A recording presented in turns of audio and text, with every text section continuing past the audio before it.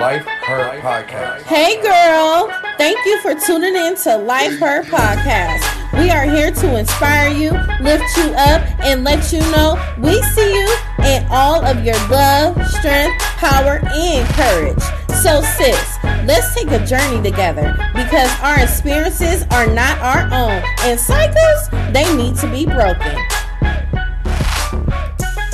Hey ladies, I am your host, Yvette and I would like to welcome Tammy Monroe, from CEO of Working in Progress. Hey Tammy. Hi Yvette, how are you? I'm fine. How are you today? I'm doing well. Thanks for inviting me. You are more than welcome. I am so happy to have you here. Well, I am excited to be here, and I just want to thank you for inviting me, and I'm looking forward to Live Her podcast and listen to all the other wonderful women that you bring in. Girl, let me tell you, it's so deep. I done had women on here that expose things that they never even shared with anyone before. So It's a true blessing that they chose my show to actually share such touching information from their personal lives. So it's really good. Well, good. You know, and isn't it a wonderful space to be able to share her life amongst your listeners and hopefully help someone who else is going through that. So thank you for having this podcast. Hey, thank you, girl. So I'm going to get straight to the point. All right. I like you a straight shooter. Yes. Pow, pow. So, I would like to know, who is the little girl, Tammy Monroe? Wow. So to identify who she is, this little girl who is find herself a dreamer about everything. She would look up at the stars and just dream. She had so many dreams. I remember wanting to be a great singer. And I remember wanting to just show my talents to the world. And growing up, you know, my family loved music. And we would play music all the time, and I would sing around the house, and I have a really, really good support system in my family. And being the youngest of 4, sometimes I felt alone. I was very, very shy. Didn't find my voice until I was somewhere in adult. I was very shy.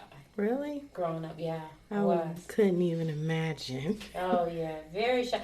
But I learned, I was very shy, but I did stand up for myself. That's good. I can stand up for myself, but finding my voice took some time to do that.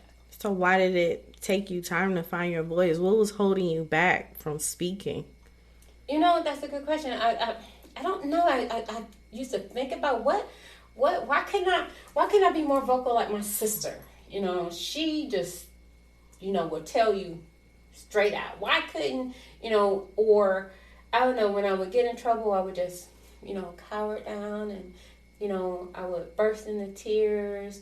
But as I grew up, I just decided that I didn't want to be that coward little girl. So I made up this thing in my mind that in order for me to be strong, I had to be a good soldier. I didn't know what a soldier is, but I just thought, to my internal self, this is the type of person I have to be. So I used to say, no pity party. You can have a pity party, but you can't stay there. And then think about it, growing up as a little child and growing through your junior high years, how many kids internalize or talk themselves through so many things? Right. But that's how I would do with any issues or any problems. I would always internalize and then rationalize, like, okay, what do you need to do? So did you do a lot of self-talk and self-prep? Yes, I did that. I did a lot self-talk for myself through different situations that I encountered through my family or school or friends. I would talk myself through them and say, you know, you can't stay there, or you got to move, you got to do this, you got to do that. There's no time to be a wimp. There's no time for that. And so, and that's how I moved through. That's how I moved through my life. That's how I moved through school, or that's how I moved through moving away to Columbus, or my marriage of 9 years. So how did you manage? Because, like, when did you get out of it as a little girl? Like, when did you was like, okay, I'm going to start socializing more to people. Well, you know what? Speaking up for myself and not caring. Part of it was when I moved to Columbus, and I moved down there with my brother. So you know, that part I was like, okay, I have to grow up. I just can't be, you know, at some point you gotta, like, you know what, you gotta grow up. Mm-hmm. And you have to be responsible. I still was making a lot of mistakes, a lot of different mistakes. But I had to really, you know, at one point my grandmother told me, she said, you need to slow down. You gotta slow down. So my grandmother's like she was always my voice of reason. I mean, I listened to my mom, but my mm-hmm. grandmother was like the voice of reasoning of the family. You know, when your grandmother speak, you listen. So what type of mistakes were you making? Relationships. Bad decisions on relationships. Jesus. Relationships were bad. I just didn't know where I was going. I felt like I was all over the place. Even though I wasn't really, but you feel like you're just all over the place. Like you can't get your bearings, you know. You're moving through life, but you don't feel like you're making any headways. You're in the ocean and you're treading water, but you're treading water and you need to move towards land. Right. And that's how I was feeling. I'm treading water, but I'm not moving anywhere towards any destination. That's what I felt like I was doing. Just going through, no plan, no idea, you know, or forethought of what I need to do with my life. Mm-hmm. So, I mean, I was working, but didn't have a plan. Didn't have not one plan. Got married to someone who had kids. And so, okay, now I'm a wife. And so I had an idea what that looks like. Right. And what that was to be. But I still didn't have a plan for me. I mean, ladies, you got to have your own plan, your own destiny. And I didn't have that. Do you find that was like one of your biggest struggles of not having a plan? Yes. And not just having no form of direction? Nope. I'm just every day, just living. Every day. You know, you go to work, you come home, you're doing your day-to-day, right? Mm-hmm. You're doing your day-to-day routine. But you have no plan of what your purpose is. So I didn't know my purpose, and I didn't know where I was going. Didn't know that. Did you ever find yourself, of you not knowing your purpose, did you find yourself knowing everyone else's purpose besides yours?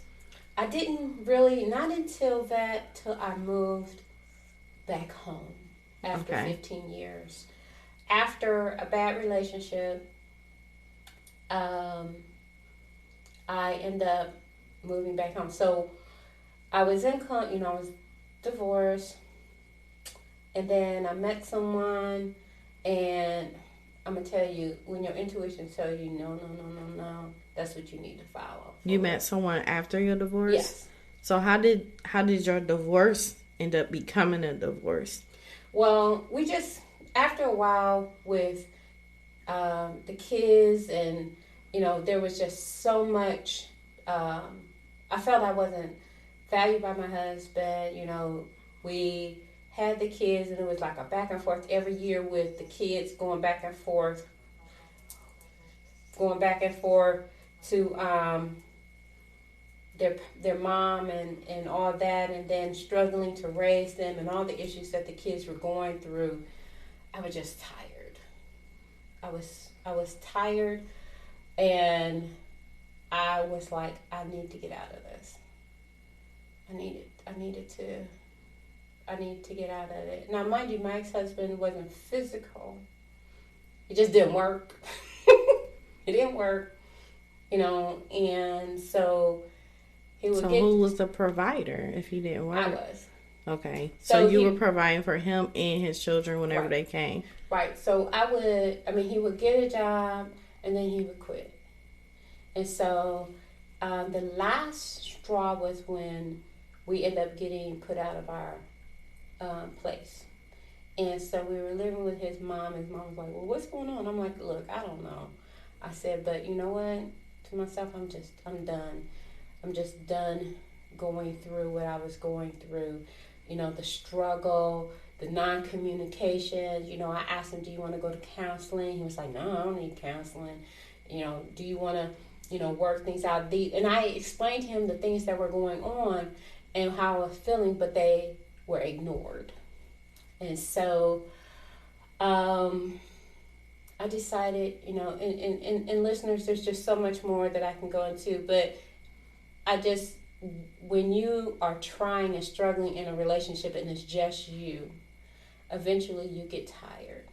The only person working towards the relationship, the only person that's, striving and wanting the relationship, seemed like, one time my ex-husband told me it was our anniversary. And, I'm like, oh, it's our anniversary. He told me to get my own card. Wow. He said, get your own card. And that just really, really hurt. How many years were you married? We were married, I think it was over 3 or 4 years. Somewhere in there, but each year was like nothing. No appreciation. So what made you stay each time, even though not just the anniversary card was hurtful? I'm sure it's other things that were hurtful as well. So right. What made you continue to stay? I stayed for the kids. They weren't mine.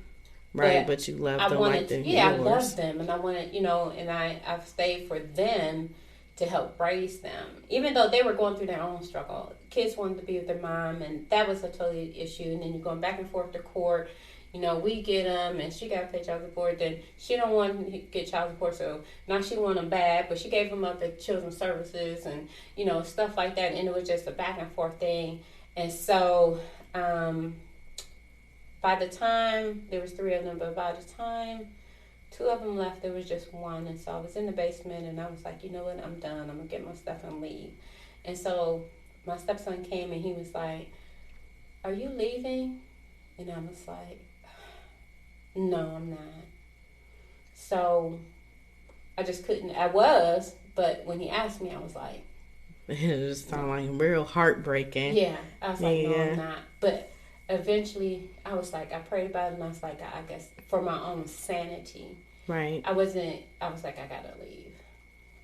So eventually, I got a job, I got my own car, and then I paid for the divorce, and I was like, I'm ready to go.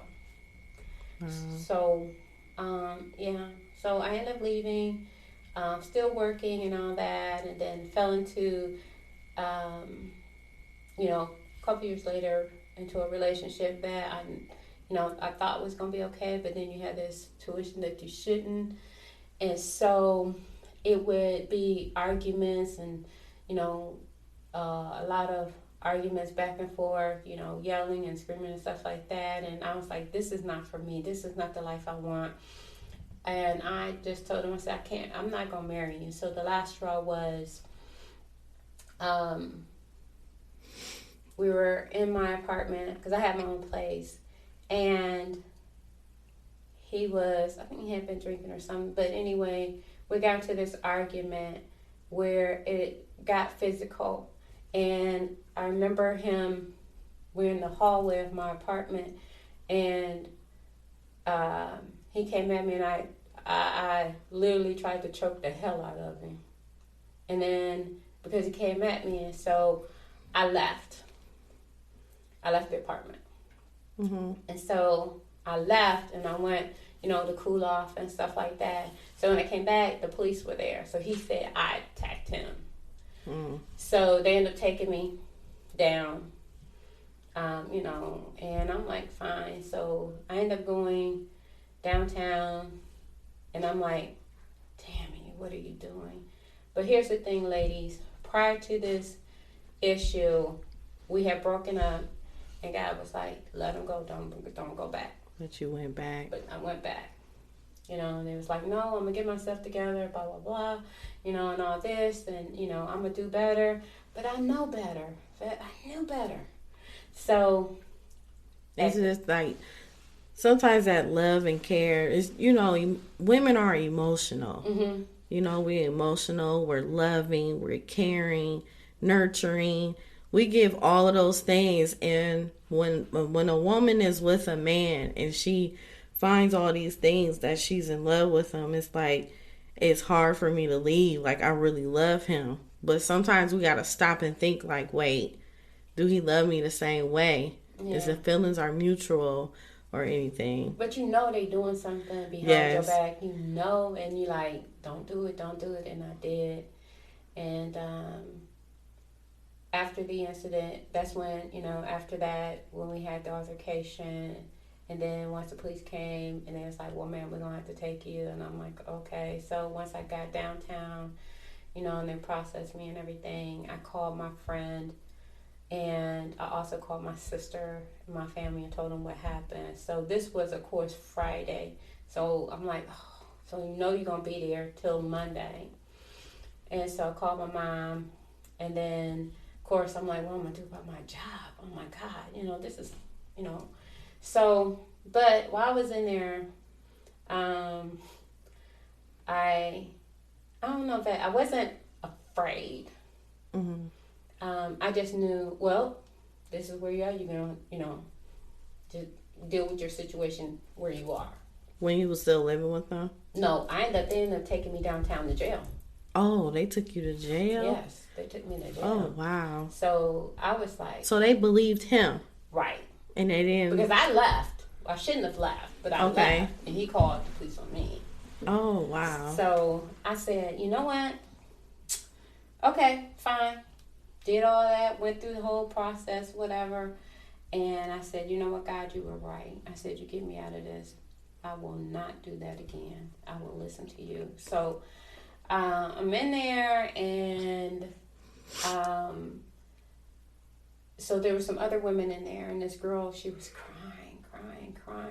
So I'm in the cell, and there was another cell, and the girl was just crying, just boo-hooing. And so I talked to her while I was in there and told her, I said, it'll be okay. I said, don't cry. I said, it'll be all right.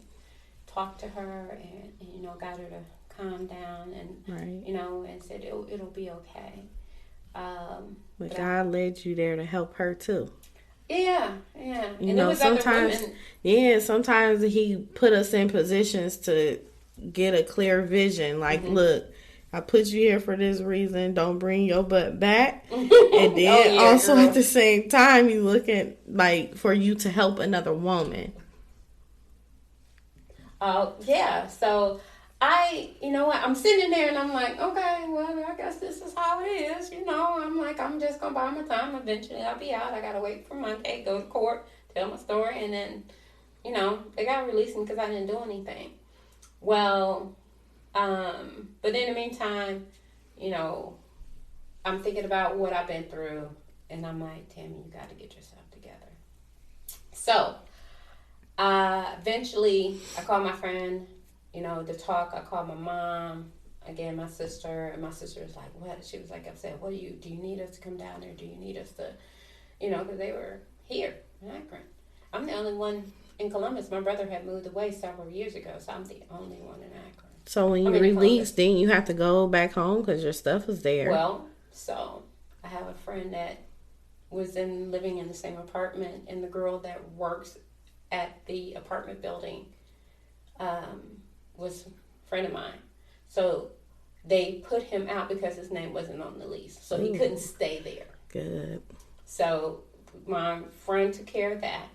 So they put him out because, and the crazy thing is, he didn't get my keys because I had put my keys up. I know that's right. So when once I went to court, they didn't believe him. Of course, I had other people that can vouch for me, and the judge didn't believe him. So he had the nerve to show up to court too? Yeah.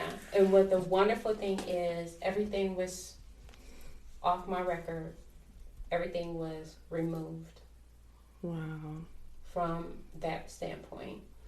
And so once all that happened and I get out, I go to my apartment, get myself together, I'm like, okay. Because the crazy thing, I want to back up, ladies, and share with you something. When my dad passed, there was this vision that just kept coming in, and I'm like, okay. My dad would come to me, and I'm like, you want me to go home, don't you? And I'm like, I wasn't moving fast enough. So after that all happened, I said, okay, you know what? I'm going home. It's time for me to go. Because I was going to leave before, and I didn't. See, when God tells you to do something, you need to move. And so when that happened, he's like, okay, now he closed the door. You got to move. He's shutting the door. So that's what happened. Then I ended up moving back home. So I moved back home, and I was like, I know there's something, God, you want me to do, but I just don't know what to do. So after, you're working, and through all what I've been through, it helped me build myself up and build my voice of who I am, what I will deal with or take, and what I won't. What part of myself will I give someone, and what I won't. What do I want? I come first. Right. And, through everything I've been through, I learned that I am just as important as anybody else. Did you find yourself, after you leaving him and you've been divorced and everything, did you still find yourself in the same pattern, choosing the wrong man? I don't say I found myself choosing the wrong men. I found myself, because when I came back, I didn't date anybody for a while. And then when I did date, they weren't like the other guys that I've dated before. So I had to, in order for me to be better, I had to make better choices. Mm-hmm. Even though the one relationship didn't work out, I still had to learn to make better choices. Yeah. And the type of people that appreciated me as a person and as a woman who appreciated who I am. I had a phase of you date who you attract spiritually. Yeah. And to a point, it's like whatever position you are in your life, mentally, physically, and emotionally, it carries on and it attracts that person. So I know what you mean as far as like getting yourself together. And I went through a phase of me trying to get myself together, went into healing and celibacy, didn't have sex for 3 years, and just really just like, okay, who is Yvette? Get Yvette together. Don't do absolutely nothing else, and just go on that focus. Right. And once I went on that focus, I noticed I did start to attract men that were more like-minded than myself. Correct. So it's a pattern, ladies. You have to really work on yourself to a point so you will know the direction you need to go into as far as when you're dating a man. Absolutely, because you're right. Where you are mentally is what you attract. And again, I was just like, I don't know. I felt like I was still young then. So, which to some degree, no excuse, but I still was young and still trying to figure myself out and still trying to figure out my direction and where I wanted to go. Again, ladies, I didn't have a plan. I didn't have a plan for my life, and I didn't have a plan for didn't know what my purpose was.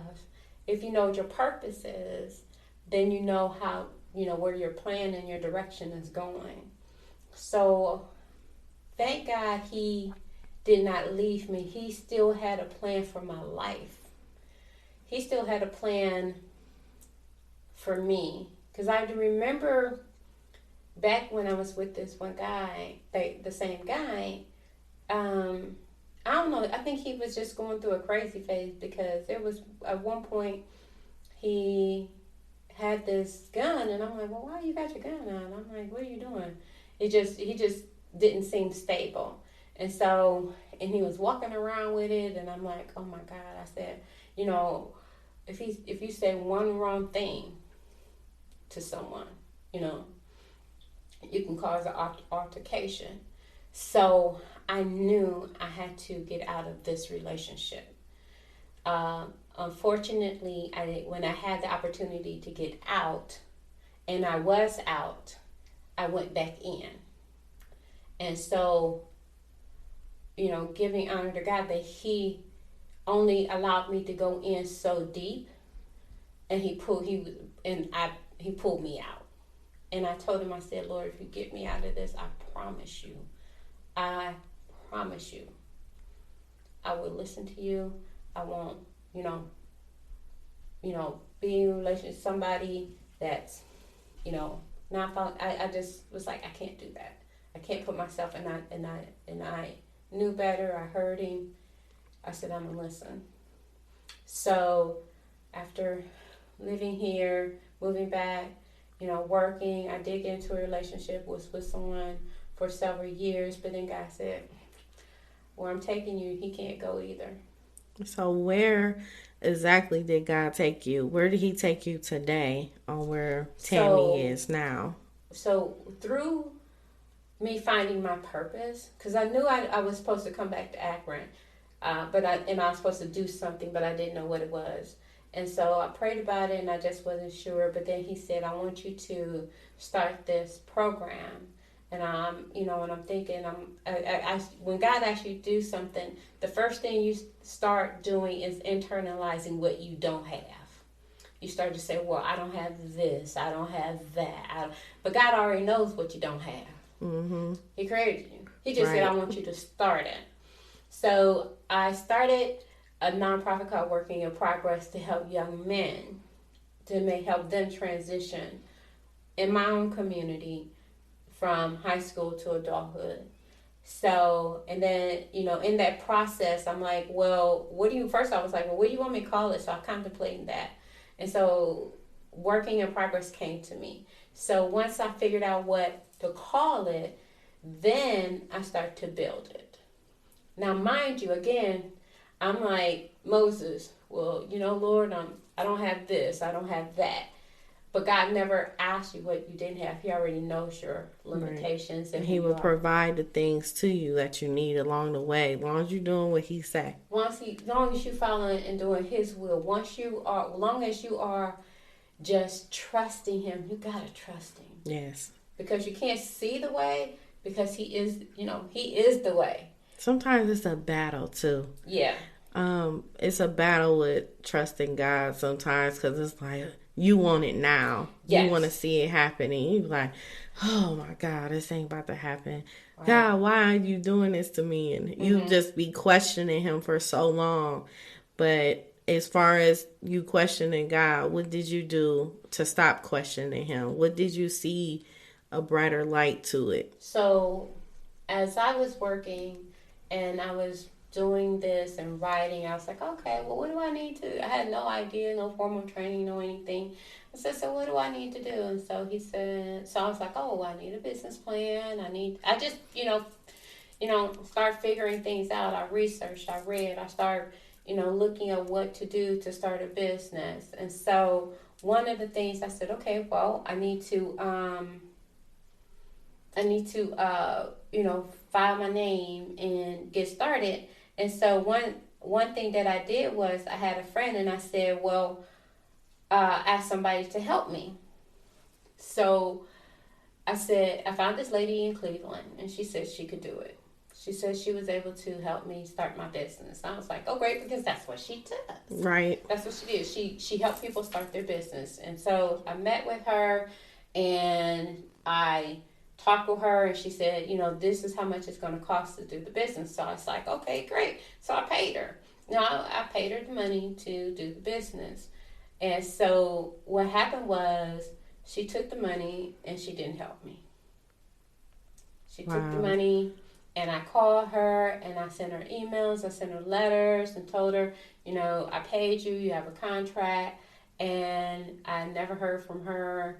And then she got up and moved away, and I never heard from her. See, that's why we got to be careful. Yes. With situations like that when people need help. And it, it burdens you and make you not want to fool with nobody. Mm-hmm. What did you do after that? Like, how did you even move forward? Because I know that was painful. Yeah. And I didn't really tell anybody. Nobody else, like my family, didn't know. Only person who knew was my friend that lives in Cleveland I was close to. She's the only one that knew because she knew the lady. And I told her, and I kept saying, could you reach out to her? Can you find her? And she said she tried, and she just couldn't find the lady. So I just thought that's not what I'm supposed to do. So I said, well, I guess that's it. I guess I'm not going to do the business. And, I kind of had this apprehension anyway, Yvette, that I didn't know anything. So I wasn't really too into it. So why I might as well just stop. Because it's a lot. Because people... Here's some negativity people tell you. It's a lot of work. Yeah. You think you could do that. Those are negative things that people throw at you, and little seeds that will come in to you. And if you allow those seeds to set in, and discourage you. Yeah, they'll discourage you. And so I did. I got discouraged, and I was like, well, I guess not what I'm supposed to be doing, and I'm still trying to figure out my purpose. But I'm sitting at my desk. I read my word, and I'm sitting at my desk. And so a scripture came to me, which is 1 Chronicles 28:20. And it says, and this was when David's son Solomon is going to build the temple. And because God told David he wasn't going to build the temple, but his son was going to build the temple. And so God told him, he said, be strong and courageous and do the work, and do not be afraid or discouraged. For the Lord God, my God, is with you. He will not fail you or forsake you until all the work for the service of the temple of the Lord is finished. And to me, that was God telling me, don't be afraid, because I was fearful. I was afraid of all the stuff that came with running a business.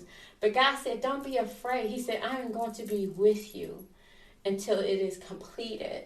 And so when I read that scripture, I knew he was talking to me. So I went back home. When I got back home, I finished writing that business plan.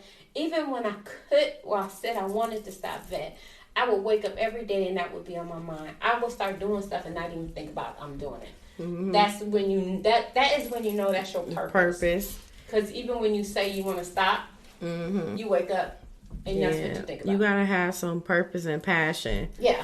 On things that you really want to do and accomplish. Yeah, so that really got me going, and it made me, it turned me into a totally different person, because if it's going to work, I would be the one that has to make it work.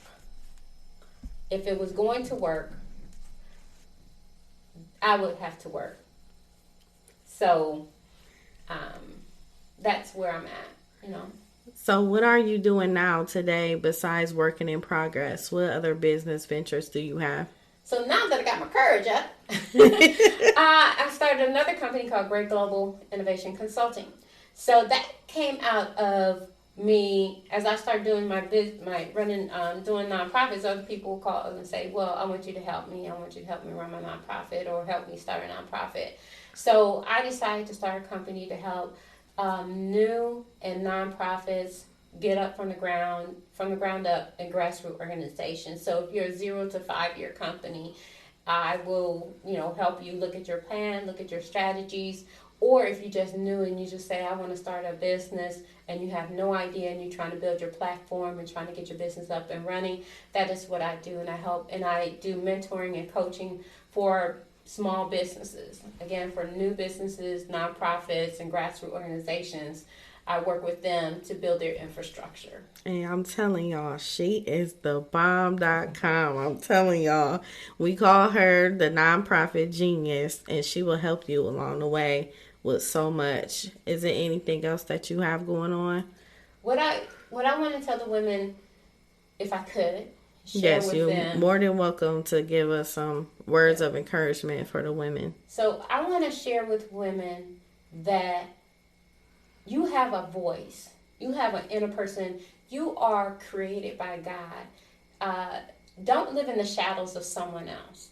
Don't let someone else lead and guide you in your path. You have a path that God has given you. Find out who you are.